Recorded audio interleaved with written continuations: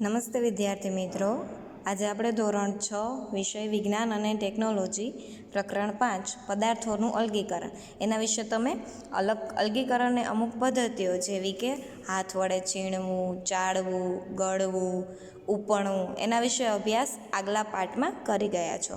હવે આપણે આગળ એનો અભ્યાસ કરવાનો છે, તો ચાલો આપણે આગળ એનો અભ્યાસ કરીએ. આપણે નિક્ષેપણ, નિતારણ અને ગાળણ વિશે અભ્યાસ કરીશું.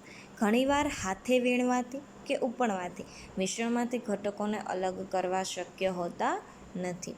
ઉદાહરણ તરીકે, ચોખા કે દાળમાં માટી કે ધૂળ જેવી હલકી અશુદ્ધિઓ હોય છે. રાંધતા પહેલાં કઈ રીતે આપણે આ અશુદ્ધિઓને ચોખા કે દાળમાંથી અલગ કરવામાં આવે છે? તો કે આપણને આદત જ હોય છે વિદ્યાર્થી મિત્રો કે કોઈ પણ રસોઈમાં ઉપયોગમાં લેવામાં આવતી વસ્તુ બની શકતી હોય તો પહેલાં આપણે ધોઈને જ એનો યુઝ કરવો જોઈએ. દાળ અને ચોખાને સામાન્ય રીતે રાંધતા પહેલાં ધોવામાં આવે છે.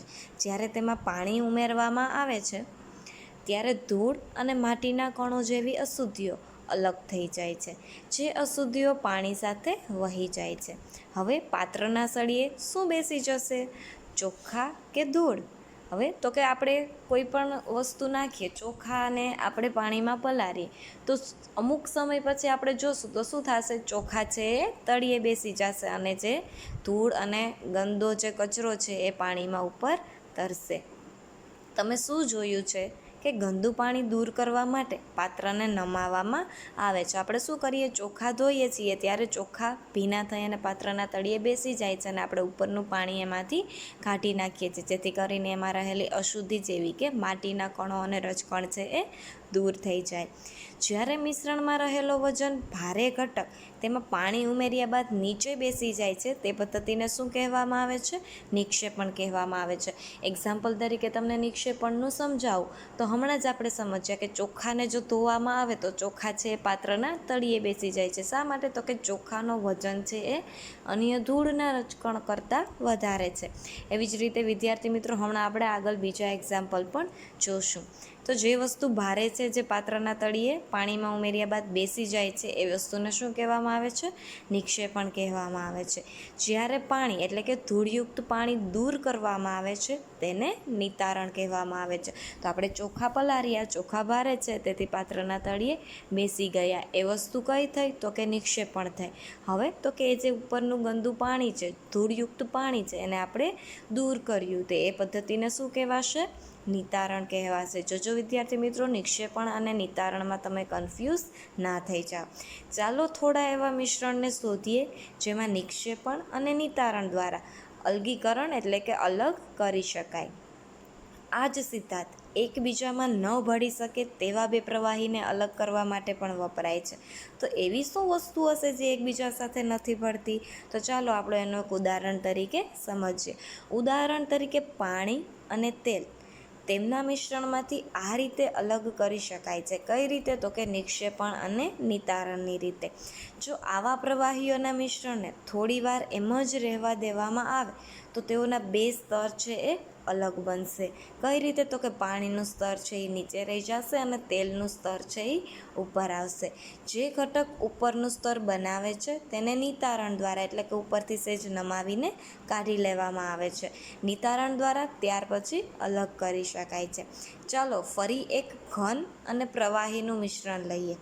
ચા બનાવ્યા બાદ તમે ચાની પત્તી દૂર કરવા શું કરો છો? આપણે એમાં નિતારણ પદ્ધતિનો ઉપયોગ કરી શકશું? તો કે હા વિદ્યાર્થી મિત્રો, કરી તો શકશું, પરંતુ સંપૂર્ણ ભૂકી છે એ દૂર નહીં થાય. નિતારણની પ્રક્રિયા દ્વારા અમુક ભૂકી છે એ ચામાં વહી જશે. તો આપણે ચામાંથી ભૂકીને દૂર કરવા માટે શું કરીએ છીએ? તો કે શું કરીએ છીએ? તો કે આપણે ગળણી લઈએ છીએ અને ચાને ગાળી નાખીએ છીએ. તો સિમ્પલ, આ પદ્ધતિ કઈ થઈ? ગાળણ પદ્ધતિ. ચાલો આપણે વિગતવાર સમજીએ. સામાન્ય રીતે આપણે ચાની પત્તી દૂર કરવા ગળણીનો ઉપયોગ કરીએ છીએ. નિતારણ કરવાનો પ્રયત્ન કરો, તે બહુ મદદરૂપ નહીં થાય. શું થોડી પત્તી ચામાં રહી જ જાય છે? તો કે હા, થોડી પત્તી છે એ ચામાં રહી જાય છે. હવે ચાને ગળણીમાં રેડો. શું ચાની બધી જ પત્તી ગળણીમાં રહી જાય છે? તો કે હા, ચાની બધી જ પત્તી ગળણીમાં રહી જાય છે, કેમ કે ચાની પત્તી કરતાં ગળણીમાં જે છિદ્રો આવેલા છે એ નાના છે, કે જેમાંથી ખાલી પ્રવાહી જ જઈ શકે છે. આ પદ્ધતિને શું કહેવામાં આવે છે? તો કે ગાળણ પદ્ધતિ કહેવામાં આવે છે. તો નિતારણ અને ગારણ એ બેમાંથી કઈ પદ્ધતિ બનાવેલી ચામાંથી પત્તી અલગ કરવા માટે વધુ ઉપયોગી છે? તો વિદ્યાર્થી મિત્રો, તમે મને આન્સર આપવો જોઈએ કે નિતારણ પદ્ધતિ ચામાંથી ભૂકી અલગ કરવા માટે વધુ ઉપયોગી અને સારી છે કે પછી ગારણ પદ્ધતિ સારી છે? હા, તો ઓબ્વિયસલી ગારણ પદ્ધતિ જ સારી છે. ચાલો હવે આપણે જે પાણી વાપરીએ છીએ તેનું ઉદાહરણ જોઈએ. શું આપણે બધા દરેક સમયે પીવા માટે સલામત હોય એવું પાણી મેળવીએ છીએ? ઘણીવાર નળમાં આવતું પાણી ડહોળું હોય છે. તળાવ કે નદીમાંથી લાવેલું પાણી ખાસ કરીને વરસાદ પછી ડહોળું હોઈ શકે છે. ચાલો કેટલીક એવી અલગીકરણની પદ્ધતિઓ જોઈએ કે જેમાં પાણીમાંથી માટી જેવા અદ્રાવ્ય અશુદ્ધિઓ દૂર કરી શકાય છે. તો આપણે એ પ્રવૃત્તિ દ્વારા સમજવાની કોશિશ કરીએ. હવે આપણે સમજશું પ્રવૃત્તિ નંબર 5. નદી કે તળાવમાંથી થોડું ડહોળું પાણી લો. જો તે અપ્રાપ્ય એટલે કે પ્રાપ્ત થઈ શકે એમ ના હોય તો શું કરવાનું? તો પ્યાલામાં પાણી લઈ તેમાં થોડી માટી નાખો, તેને અડધો કલાક સ્થિર થવા દો. હવે વિદ્યાર્થી મિત્રો, આ તમે પણ કેટલી વખત નોટિસ કર્યું હશે કે આપણી ઘરે કોઈ પણ પાત્રમાં પાણી ભરેલું હોય તો અમુક કલાકો પછી જોશો તો એના પાત્રના તળિયે અમુક અશુદ્ધિઓ એટલે કે કાંઈ ધૂળ છે કે કોઈ બીજો કચરો છે તો એ પાત્રના તળિયે બેસી ગયેલો જોવા મળશે. તેને અડધો કલાક સ્થિર થવા દો. પાણીનું ધ્યાનપૂર્વક નિરીક્ષણ કરો, અવલોકન કરો અને તમારા અવલોકનો નોંધો. શું પાણીના તળિયે થોડી માટી બેસી જાય છે? તો કે હા, પાણીને અમુક સમય સુધી એમને પડ્યું રહેવા દેવામાં આવે અને જો એની અંદર કોઈ અશુદ્ધિ હોય તો એ પાત્રના તળિયે બેસી જાય છે. આ પદ્ધતિને તમે શું કહેશો? તો આપણે આગળ ભણી ગયા છે કે કોઈ અશુદ્ધિ અથવા તો કોઈ વસ્તુ છે એ પાત્રના તળિયે બેસી જાય તો એને આપણે નિક્ષેપણ કહીશું. હવે પાણીને ખલેલ ન પહોંચે તેમ પ્યાલાને સહેજ નમાવો અને ઉપરના પાણીને બીજા પ્યાલામાં પડવા દો. આ રીતને આપણે શું કહેશું? તો કે પાણીને ઉપરથી કોઈ હલાવ્યા વગર ધીમે ધીમે કાઢી લેવું. એ પદ્ધતિને આપણે નિતારણ પદ્ધતિ કહેતા હતા. શું બીજા પ્યાલામાં રહેલું પાણી હજુ પણ ડહોળું અને ધૂંધળું છે? હા, હોઈ શકે. જો અશુદ્ધિ વધારે હોય તો ડહોળું અને ધૂંધળું એટલે શું? તો કે ચોખ્ખું દેખાય નહીં એવું. તો કે ચોખ્ખું અને ડહોળું છે. જો એવું હોય તો શું કરશું? તો કે હવે તો એને આપણે ગાળી લેશું. શું ચાની ગળણી કામ કરશે? બધી વખત વિદ્યાર્થી મિત્રો, ચાની ગળણી જ ગાળવા માટે ઉપયોગમાં આવતી નથી. ઘણી વખત અશુદ્ધિ અથવા તો ધૂળના રજકણ ચાયણીના છિદ્ર કરતાં પણ નાના હોય છે. તો આપણે એના ઉપયોગમાં શું લેશું એના વિશે અભ્યાસ કરીએ. ચાલો કાપડના ટુકડા વડે પાણીને ગાળવાની કોશિશ કરીએ. કાપડના ટુકડામાં વણાટના દોરાઓ વચ્ચે નાના કણો કે છિદ્રો રહેલા હોય છે. આ કાપડના ટુકડાના છિદ્રને ગળણી તરીકે ઉપયોગમાં લઈ શકાય. જો પાણી હજુ ડહોળું હોય તો હજુ નાના છિદ્રો હોય એવી ગળણીથી અશુદ્ધિઓને અલગ કરી શકાય છે. ફિલ્ટર પેપર એ એક આવી જ ગળણી છે. ફિલ્ટર પેપર જે તમે આકૃતિમાં જોઈ શકો છો, જે તમને વિજ્ઞાન લેબમાં પણ ઇઝીલી જોવા મળે છે, જેમાં ખૂબ જ નાના છિદ્રો હોય છે. આકૃતિ 5.9માં ફિલ્ટર પેપરને કઈ રીતે ઉપયોગમાં લેવું તે દર્શાવેલું છે. શંકુ આકારમાં તમે જોઈ શકો છો, આકૃતિમાં શંકુ આકારમાં બનાવેલું છે. શંકુ આકારમાં ગળી કરેલું ફિલ્ટર પેપર ગળણીમાં મૂકવામાં આવે છે. તેનાથી ઘન કણો પસાર થતા નથી અને ફિલ્ટર પેપર પર જ રહી જાય છે. વિદ્યાર્થી મિત્રો, ફળ અને શાકભાજીના રસને સામાન્ય રીતે પીતા પહેલાં તેમાંથી બીજ અને માવાનો ગર દૂર કરવામાં આવે છે. માવાનો ગર એટલે શું? તો કે એના ઉપરના છોતલા છે કે અન્ય જે જ્યુસમાં પીવા માટે બરોબર નથી, તો એ વસ્તુને ગાળવામાં આવે છે. આપણા ઘરમાં વપરાતા પનીર અથવા તો ચીઝ એની બનાવટમાં પણ ગાળણની ક્રિયાનો ઉપયોગ થયો હોય છે. તમે કદાચ જોયું હશે કે ઉકળતા દૂધમાં લીંબુના રસના થોડા ટીપાં ઉમેરી પનીર બનાવવામાં આવે છે, જેથી ઘન પનીર તથા પ્રવાહીનું મિશ્રણ મળે છે. ઘન, પ્રવાહી અને વાયુ વિશે તમે આગળ અભ્યાસ કર્યો છે.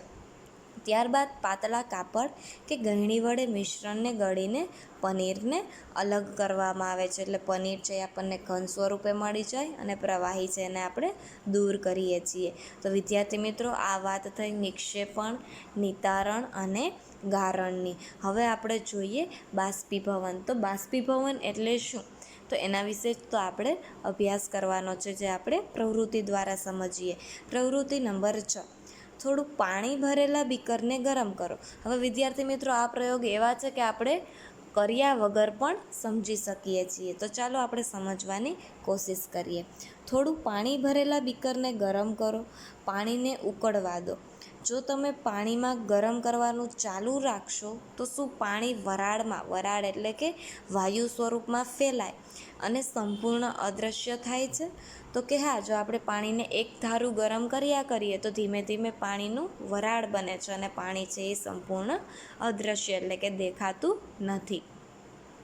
હવે બીજા બીકરમાં રહેલા પાણીમાં 2 ચમચી મીઠું ઉમેરી યોગ્ય રીતે હલાવો. હવે આપણે પાણીમાં મીઠું નાખશું તો શું થશે? તો કે મીઠું છે એ પાણીમાં ઓગળી જશે. શું પાણીના રંગમાં કોઈ ફેરફાર દેખાય છે? તો કે હા, જ્યારે મીઠું ઓગળ્યું નહોતું ત્યારે પાણી છે એ સહેજ ધૂંધળું દેખાતું હતું. શું હલાવ્યા બાદ બીકરમાં જરા પણ મીઠું દેખાય છે? તો કે ના, હલાવ્યા બાદ બીકરમાં મીઠું દેખાશે નહીં. શું થયું હશે? તો કે મીઠું છે એ પાણીમાં ઓગળી ગયું હશે. મીઠાનું પાણી ધરાવતા બીકરને ગરમ કરો, પાણીને ઉકળી જવા દો. બીકરમાં શું વધ્યું? તો કે બીકરમાં જે પાણી હતું એનું તો બાષ્પીભવન થઈ ગયું, એટલે પાણી છે એ અદૃશ્ય થઈ ગયું. પરંતુ જે મીઠું છે એ આપણને પાત્રના તળિયે ફરી પાછું ઘન સ્વરૂપે મળી જશે. આ પ્રવૃત્તિમાં આપણે પાણી અને મીઠાને અલગ કરવા માટે બાષ્પીભવનની પદ્ધતિનો ઉપયોગ કર્યો છે. પાણીને બાષ્પ એટલે કે વરાળમાં રૂપાંતર કરવાની ક્રિયાને શું કહેવામાં આવે છે? બાષ્પીભવન કહેવામાં આવે છે. ફરી વખત વ્યાખ્યા યાદ કરીએ કે પાણીને વરાળમાં રૂપાંતર કરવાની પ્રક્રિયાને બાષ્પીભવન કહે છે. જ્યાં જ્યાં પાણી હાજર હોય ત્યાં બાષ્પીભવન સતત થતી પ્રક્રિયા છે. તમને શું લાગે છે વિદ્યાર્થી મિત્રો, મીઠું ક્યાંથી આવ્યું હશે? આપણે રોજબરોજ કોઈ પણ ખાદ્ય સામગ્રી હોય તો એ બનાવવામાં મીઠાનો ઉપયોગ તો કરીએ જ છીએ, પરંતુ ક્યારેય એવો વિચાર કર્યો છે કે આ મીઠું છે એ આવ્યું ક્યાંથી હશે?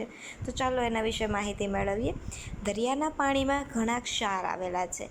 એસિડ, બેઝ અને ક્ષાર વિશે તમે આગલા ધોરણમાં અભ્યાસ કરશો. આમાંનો એક ક્ષાર સામાન્ય મીઠું છે. જ્યારે દરિયાના પાણીને છીછરા ખાડામાં, છીછરો એટલે કે બહુ ઊંડો નહીં, છીછરા ખાડામાં ભરવામાં આવે છે ત્યારે સૂર્યપ્રકાશથી પાણી ગરમ થાય છે અને ધીમે ધીમે એ બાષ્પીભવન દ્વારા બાષ્પમાં એટલે કે વરાળમાં ફેરવાય છે. થોડા દિવસોમાં જ પાણીનું સંપૂર્ણ બાષ્પીભવન થઈ જાય છે અને પાછળ ઘન ક્ષારો રહી જાય છે. ઘન ક્ષારો તરીકે શું મળે છે આપણને? મીઠું મળે છે. આ ક્ષારોનું વધુ શુદ્ધિકરણ કર્યા પછી તેમાંથી સામાન્ય મીઠું મેળવવામાં આવે છે. આ વાત થઈ મીઠાની. હવે આપણે વાત કરીએ કે અલગીકરણનો એક કરતાં વધુ પદ્ધતિનો ઉપયોગ, કે અમુક વસ્તુ એવી હોય કે એ માત્ર એક પદ્ધતિ દ્વારા એને અલગ કરી શકાતી નથી. તો આપણે એક કરતાં વધુ પદ્ધતિનો ઉપયોગ કઈ રીતે કરી વસ્તુને અથવા તો કોઈ પદાર્થને અલગ કરી શકાય તેના વિશે માહિતી મેળવીએ. મિશ્રણમાંથી પદાર્થોના અલગીકરણની કેટલીક પદ્ધતિઓ આપણે જોઈ. ઘણીવાર મિશ્રણમાંના જુદા જુદા ઘટકોને અલગ કરવા માટે કોઈ એક પદ્ધતિ પૂરતી નથી હોતી. આવી પરિસ્થિતિમાં આપણે એક કરતાં વધુ પદ્ધતિનો ઉપયોગ કરવો પડે છે. ચાલો આપણે જોઈએ પ્રવૃત્તિ નંબર 7. રેતી અને મીઠાનું મિશ્રણ લો. તેને કઈ રીતે અલગ કરીશું?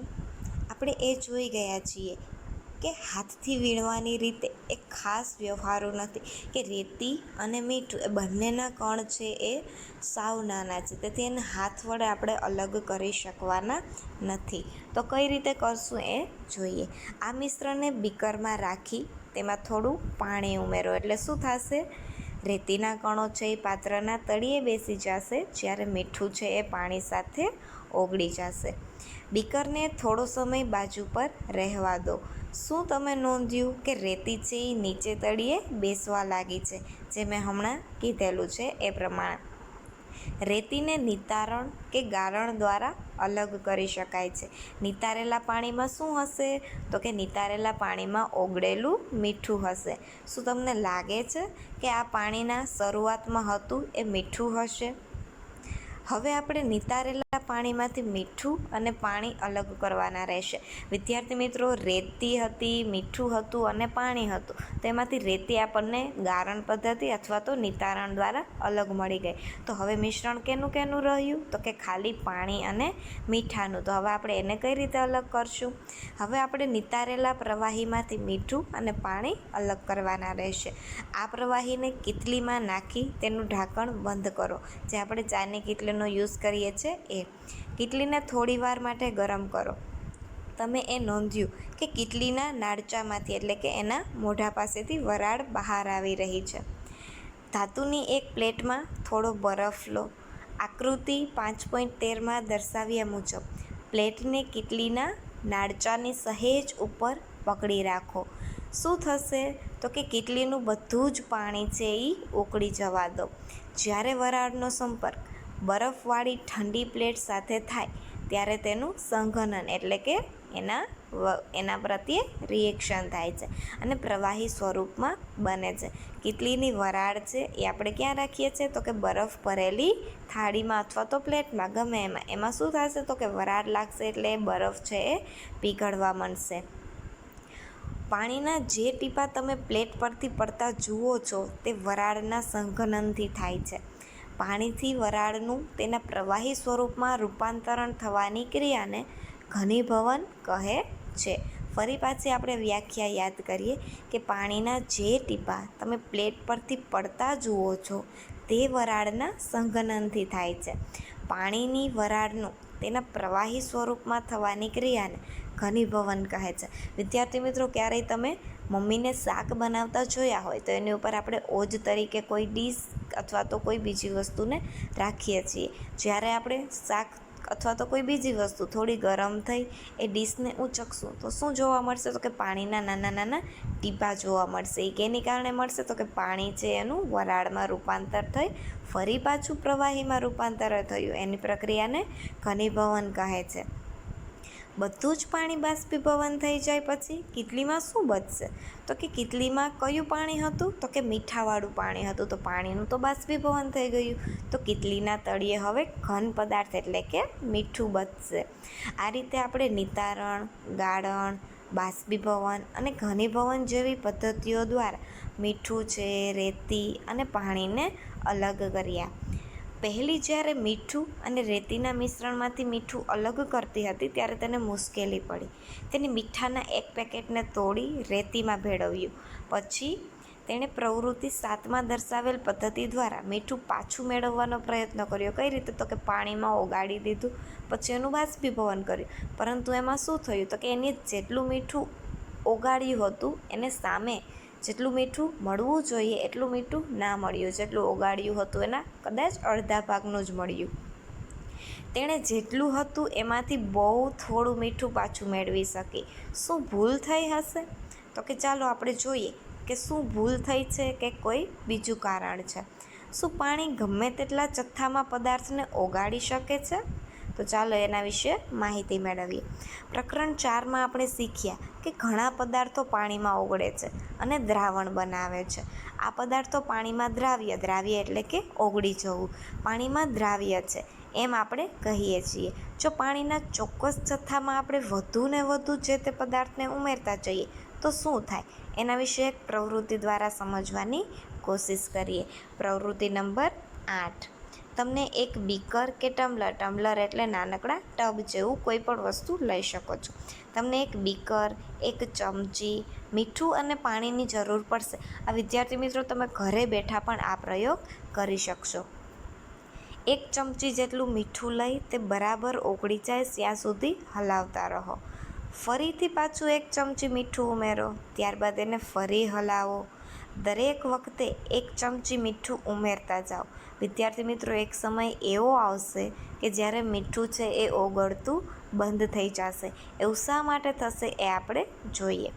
થોડી ચમચી મીઠું ઉમેર્યા બાદ તમે નોંધ્યું હશે કે થોડું મીઠું ઓગળ્યા વગર જ બીકરના તળિયે બેસી જાય છે. જો હા, તો એનો અર્થ એ થાય છે કે આપણે પાણીનો જથ્થો છે એ લીધો છે. તેમાં વધુ મીઠું ઓગાળી શકાય તેમ નથી. દ્રાવણ હવે સંતૃપ્ત એટલે તટસ્થ થયું છે. વિદ્યાર્થી મિત્રો, આપણે ભૂખ લાગી હોય તો કેટલું ખાઈ શકીએ? જેટલું આપણા પેટમાં સમાય.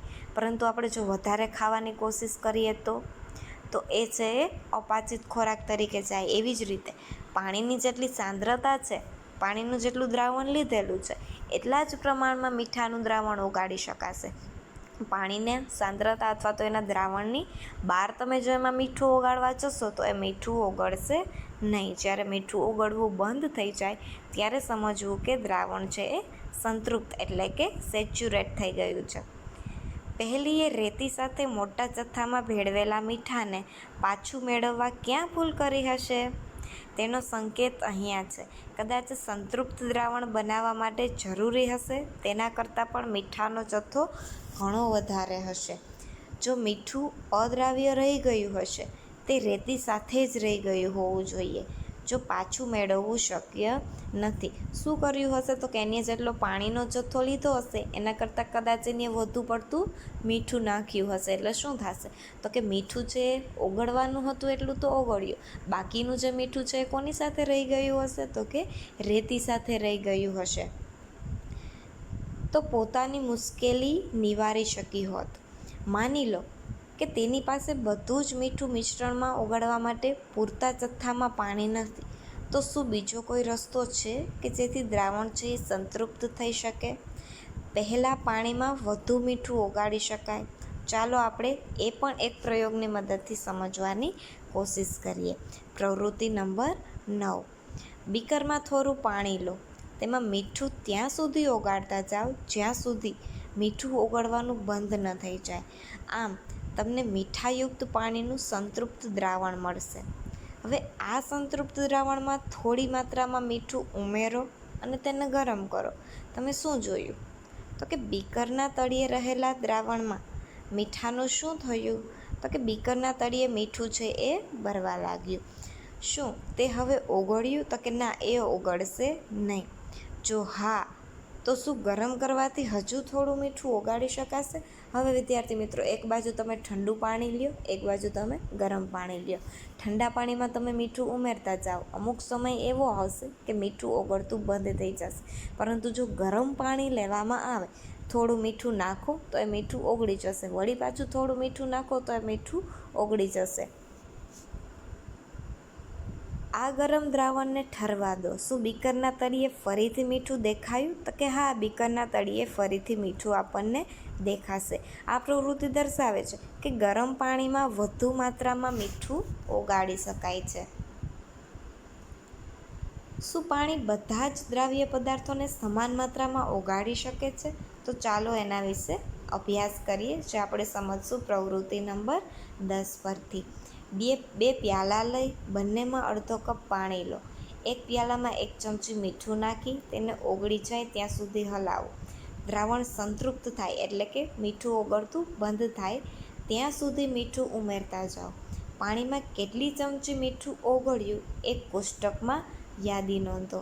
હવે આ જ પ્રવૃત્તિનું ખાંડ વડે પુનરાવર્તન કરો. પહેલાં આપણે કેના વડે કર્યું? મીઠા વડે. હવે શું કરવાનું છે? ખાંડ વડે.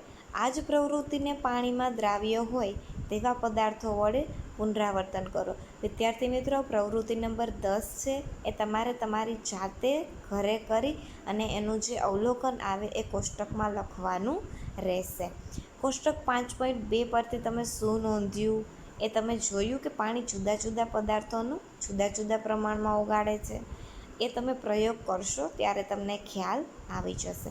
આપણે પદાર્થોને અલગ કરવાની કેટલીક પદ્ધતિઓની ચર્ચા કરી. આ પ્રકરણમાં દર્શાવેલી અલગીકરણની કેટલીક પદ્ધતિઓ વિજ્ઞાનની પ્રયોગશાળામાં પણ થાય છે. આપણે એ પણ શીખ્યા કે પદાર્થને પાણીમાં ઓગળાવીને તેનું દ્રાવણ બનાવાય છે.